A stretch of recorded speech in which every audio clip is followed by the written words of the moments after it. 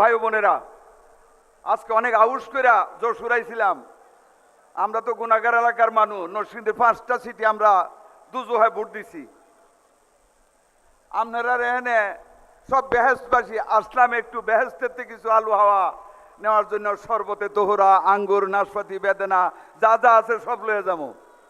কিন্তু আপনাদের মন্ত্রী মহোদয় যেইভাবে আমাদের মাননীয় প্রধানমন্ত্রীর কাছে চাইলেন, বেহেশতবাসীদের তো পরিপূর্ণ মর্যাদা দিয়ে আল্লাহ তাআলা বেহেশতের ভিতরে রাখেন, এরপরে মাননীয় প্রধানমন্ত্রী আর কি দিবেন আপনারাই বলেন। আমরা দুজকবাসীরা কই চাবো, সব চাওয়া এই বেহেশতের একজন দুজকি মানুষ মাননীয় প্রধানমন্ত্রীর কাছে চাইছে। যাক, একটা কথা আপনাদেরকে বলি, যারা যে জিনিস আপনাদেরকে মিথ্যা বলে দিয়েছে, শিরক করেছে আল্লাহর সাথে শিরক করে মানে দুজকে যাওয়া। আপনাদের মানুষগুলিকে দুজকে নিয়ে গিয়েছে, যে দুজক থেকে বের করার জন্য আমাদের নবী মুহাম্মদ সাল্লাল্লাহু আলাইহি সাল্লাম রোজ কিয়ামতে আল্লাহর সামনে গিয়ে কাঁদতে কাঁদতে সেজদায় পড়ে যাবেন। আল্লাহ বলবেন, হে মুহাম্মদ তুমি মাথা তুলো। মুহাম্মদ মাথা তুলবেন, আল্লাহ বলবেন, হে মুহাম্মদ তুমি কি চাও? মুহাম্মদ বলবেন, হে আল্লাহ আমি আমার উম্মতদেরকে এই দুজকে রেখে আমি বেহেশতে যেতে পারি না।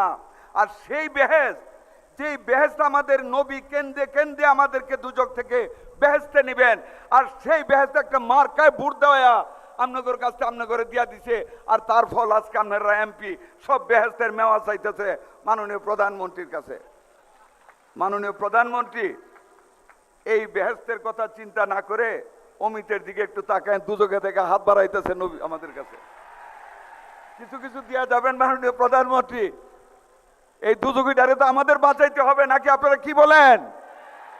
ইনশাল্লাহ ওয়াদা করে যাই, মাননীয় প্রধানমন্ত্রীর উপর নির্ভর করে আমাদের এই টার্মে আল্লাহ যদি বাঁচায় রাখে, আজকে যেই হাসপাতাল আমাদের মাননীয় প্রধানমন্ত্রী ভিত্তিপ্রস্তর করলেন 500 শয্যার, এই টার্মের ভিতরে আল্লাহ বাঁচাইলে ফার্নিচার দিব, যন্ত্র দিব, ডাক্তার দিব, নার্স দিব, টেকনিশিয়ান দিব, আবার এসে আপনাদেরকে সাথে নিয়ে হাসপাতাল উদ্বোধন করব ইনশাল্লাহ। আর যারা বেহেশতের কথা বলেছে কিছুই দিতে পারবে না, প্রতারণা করেছে, আল্লাহর কাছে 2 রাকাত নফল নামাজ পড়বেন। আল্লাহ আমরা ভুল করে এদের কথা শুনে ভুল জায়গায় ভোট দিয়ে দুজকবাসী হয়ে গেছি, শিরক করেছি। হে আল্লাহ তুমি আমাদেরকে মাফ করে দাও, ক্ষমা করে দাও। আল্লাহ তুমি ছাড়া বলবেন তো, এটা 2 হাত তুলে বলেন, ক্ষমা চাইবেন তো আল্লাহর কাছে? ইনশাল্লাহ আপনারা ক্ষমা চাইবেন। আমার ক্ষুদ্র ক্ষমতা ফান্ডে কিছু নাই।